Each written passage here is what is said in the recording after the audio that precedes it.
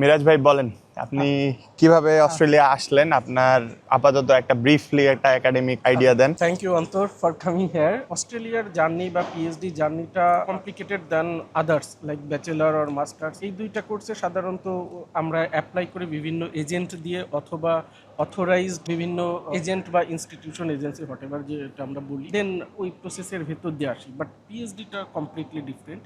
এখানে অস্ট্রেলিয়াতে প্রথমে একজন সুপারভাইজার বা প্রফেসর আমরা যেটা বলি, যাই হোক, যে আমাকে গাইড করবে, এটা ম্যানেজ করতে হয়। এবং পিএইচডির ক্ষেত্রে এটাই সব থেকে ইম্পর্টেন্ট এবং হার্ডেস্ট পার্ট, সুপারভাইজার ম্যানেজ করা। কারণ একজন সুপারভাইজারকে অনেক অনেক স্টুডেন্ট নক দেয়, সো পোটেনশিয়াল একজন স্টুডেন্টকে সে বেছে নেয়। এটা হচ্ছে সব থেকে হার্ডেস্ট পার্ট।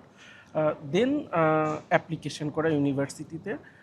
আসলে এটা দুইটা অ্যাকসেপ্টেন্স লাগে, প্রথমত সুপারভাইজারের অ্যাকসেপ্টেন্স, দেন ইউনিভার্সিটির অ্যাকসেপ্টেন্স। এটা হচ্ছে ইউনিভার্সিটির অ্যাডমিশন রিকোয়ারমেন্ট ফুলফিল করা। এই দুইটা ম্যাচ করলেই দেখা যায় যে আসে। শুধু এটাই না, দেখা যায় যে অনেক ক্ষেত্রে সুপারভাইজার অ্যাকসেপ্ট করছে বাট ইউনিভার্সিটি রিজেক্ট করে দিছে বা ইউনিভার্সিটি স্কলারশিপ দেয় নাই, তখনও কিন্তু আর আসা যাবে না। সো এই দুইটা ম্যাচ করলেই শুধুমাত্র পিএইচডিতে আসা পসিবল।